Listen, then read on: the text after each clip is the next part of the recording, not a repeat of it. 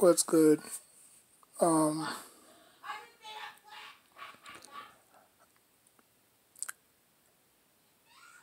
what's good, everybody?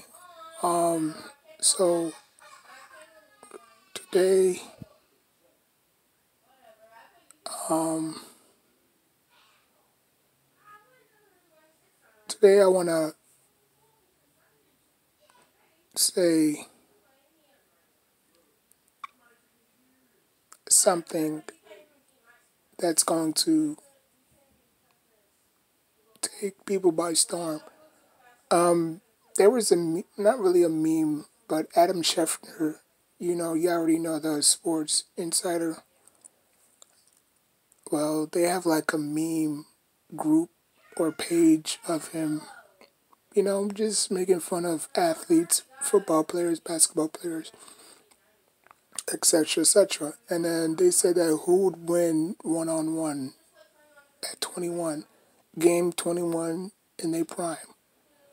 Now, obviously, Joel Embiid is already in his prime, and then he was going up against Shaq. Now, a lot of people picked Shaq. I think there was over 3.3K comments. So there was a lot of people. Probably 90% of them picked Shaq, right? Like, which Shaq are you picking? Are you picking Orlando Shaq or LA Shaq? But they just didn't say. They just said, oh, Shaq would dominate, Shaq would this. Like, for me, the question is who would win in one-on-one? Joel Embiid or Shaq? Now, people have to understand that when it comes to Shaq, nobody can do any wrong. You know what I'm saying? Like, nobody can say, oh, he's not good. I'm not saying Shaq is not good. But Shaq has limitations. Shaq has limitations. Shaq struggles against big men, and he's a big man. Heck, if you go back and watch his battles against Hakeem outworked him in every phase imaginable. Shaq is just strong with brute force. That's all Shaq is. If you take Shaq away from the paint and you ask him to shoot or do whatever or play defense, he can't. I'm not saying that he can't. I'll take that back. He can play defense. But Joel Embiid is just a different animal.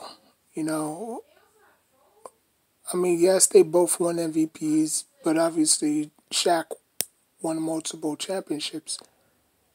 He wasn't on one team long enough. If you want to count the Orlando Magic days, then go ahead. But he got denied almost every single time. He would win 60 plus games with him and Penny and 3D, Dennis Scott, and he would obviously fail to win a championship because of obviously MJ. Shaq came out in 1992, which was my date of birth. And I believe Joel Embiid came out around 2012, 2000, and yeah, I think 2012. But he was a young pup. I believe Joel Embiid didn't play the game of basketball until he was like 13. So he went to Kansas, I believe. And, the rest was history. Now, here, who would I pick in the one-on-one of 21? Joel.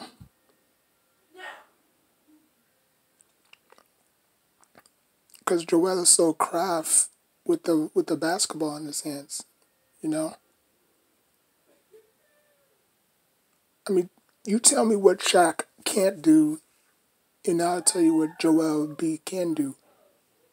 So if you take Shaq out the perimeter and you force him to defend, Joel Embiid can just pump fake from drive to the basket He could back you down. He could back you down, fade away. He does everything Hakeem Olajuwon did to Shaq. I'm not saying Joel Embiid is Shaq, or I'm not saying Joel Embiid is Hakeem. But if you watch them side by side, you could say that they're very similar.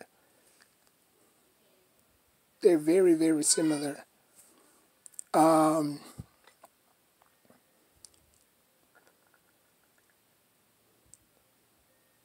Because they play, Shaq and Embiid play two totally different types of basketball. You know, Shaq is more, back you down, you know, abusing you in the paint, right? Joel B is a good perimeter shooter. He can shoot from the inside outside. So he could kill you there. Shaq only knows how to play one way. Yeah, he could those little mini close hook shots. You know what I'm saying? But when you force Shaq out of the paint, that's where you get him. Remember, he's called Superman for a reason. Now, obviously, we're not playing free throws, but if we were, for every foul that Shaq got, or for every foul Embiid got, Shaq would have been going through the line. And he was a very terrible free throw shooter. Joel Embiid is a pretty good free throw shooter for a big guy his size, you know? So I get it, nostalgia. People want to, go back and say, "Oh, Shaq would do this." Shaq. I'm here to play devil's advocate. You know, I don't have no sides.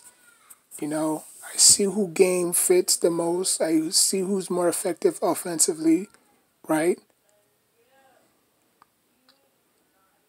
We're going by ones and twos, not threes.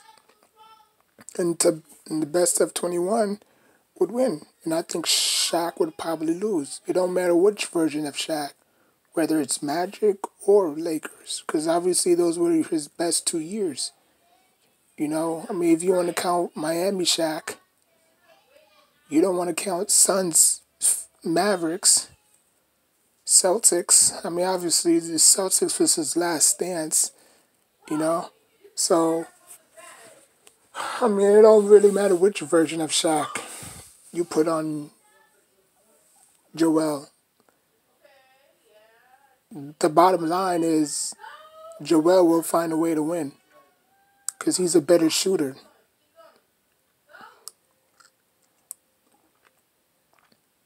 Now, Joel Embiid would have problems in the paint against Shaq. I think that's where Shaq is most dangerous, is inside the paint. You know, like if Shaq had a jumper, this game would have probably been close. I still would have picked Joel, but this game would have been close. But since Shaq never had a jumper or never developed a jumper, all he knows is just back down, turn around, paint, boom. You know, play bully ball, you know? Which obviously the NBA has turned away from that. But it is what it is. It's never going to happen, but it's fun to talk about. So let me know what you think. Can Joel Embiid beat Shaq in his prime years? And what I mean by prime years, I mean when he was at his peak. So you would have to probably take Orlando or LA Shaq. I think, yeah, I think LA Shaq was only there for like 3 years. And Magic Shaq was there for the first 7 or 8 years or 9 years. So whatever version of Shaq y'all pick, it's not going to matter. Now I will say this. A Magic Shaq was scary. I'm not going to lie. I mean, Magic Shaq was what Jokic was in this generation. I mean, a big skill man that can move with the ball. It's crazy to see a guy that size move with the ball in transition. Sometimes he'll play the point. It was scary, but he packed on a few pounds, a lot of pounds, and then he had to lose that to obviously play with the Lakers because he was overweight. And then when he went to the Magic or when he left LA because they didn't want to pay him what he asked for, he went to Miami. And then Miami did the same thing. Like, yeah, you're not going to be out of shape. So he went in the gym. He lost about, I don't know, 20, 30 pounds. And then after that, he just got chunky again. And then after that, he's just keep bouncing around in the league until he just couldn't play anymore. And you saw it when he was in Celtics. He couldn't move. He couldn't. He was just jogging on the court. You know what I'm saying? So, and I'm not here to make fun of Shaq. I think Shaq is one of the most dominating center that we had in a long time. I'm just here to say that skill set wise, I think Joel Embiid can beat him shooting because Shaq wasn't really nifty on his feet like that. You know what I'm saying? Like you could just, you know, get Shaq to get off his feet. Little pump fake here and there, sidestep, shoot, bam. You know. I mean, I'm surprised Shaq never won Defensive Player of the Year for all those blocks he had.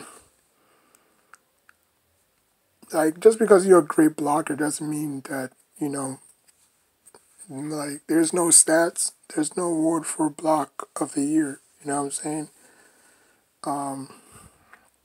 It was crazy. He did block a lot of shots in his career, though, but he just never won Defensive Player. And Kobe challenged him on that.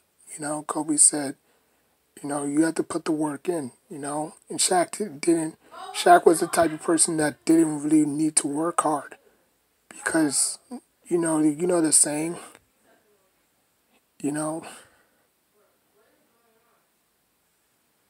So let me know what y'all think, man.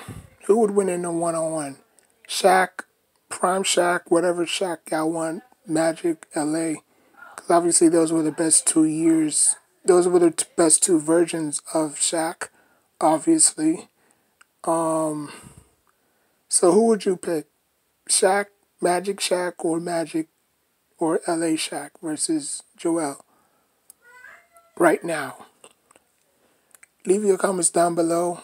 Like, comment, subscribe. Until next time, take care of yourself and each other.